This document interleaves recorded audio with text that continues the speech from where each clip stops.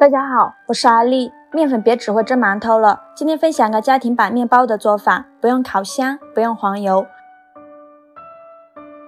首先准备350克普通面粉，准备4个鸡蛋，将它打入面粉的碗中，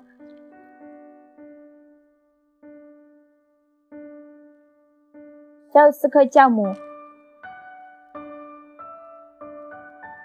加20克白糖，促进酵母发酵。给它搅拌均匀，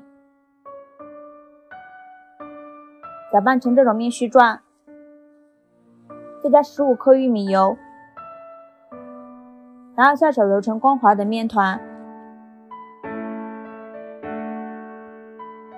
揉成这种稍微偏软一点的面团，再把面团转移到面板上，像洗衣服一样给它推拉揉搓，一边揉搓一边摔打，这样更容易揉出膜，直到拉开有一层这样薄薄的膜，用手一戳不容易破就可以了。全程大概需要20分钟左右。再给它揉圆，然后放入大碗中，盖上保鲜膜，发酵至原来的2倍大。准备把蔓越莓干给它切碎，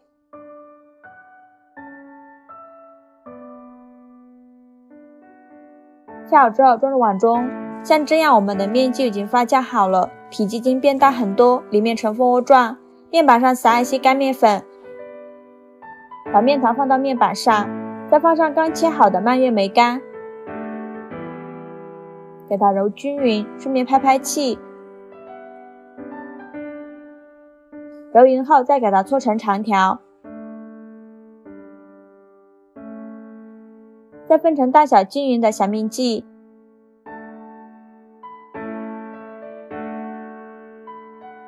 再把每个小面剂揉一揉，整理成圆形，然后搓成长条，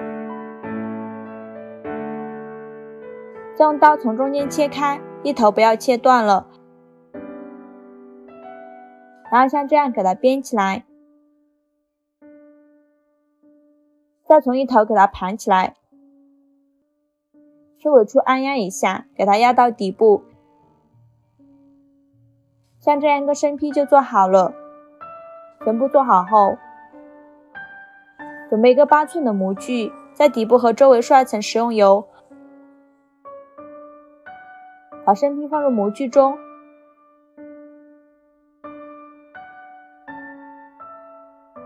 再盖上盖子，2次发酵至原来的2倍大，像这样就发酵好了，体积已经变大很多。在表面刷一层蛋黄液，再盖上耐高温的保鲜膜，冷水上锅蒸，盖上盖子，大火蒸50分钟。时间到，关火焖5分钟，再打开盖子，哇，好香啊，浓浓的面包香味儿。然后给它取出来，再把保鲜膜拿掉，然后给它倒扣脱模，底部是这个样子的，非常的漂亮。这样做的面包酥软香甜，按下去就立即回弹了。我们掰开看看，还有一点点拉丝的感觉。以后孩子想吃面包就不用出去买了，自己在家做，不用烤箱，更不用黄油，做法非常的简单，比外面买的还要好吃。喜欢的朋友就赶快收藏起来吧，谢谢您的支持。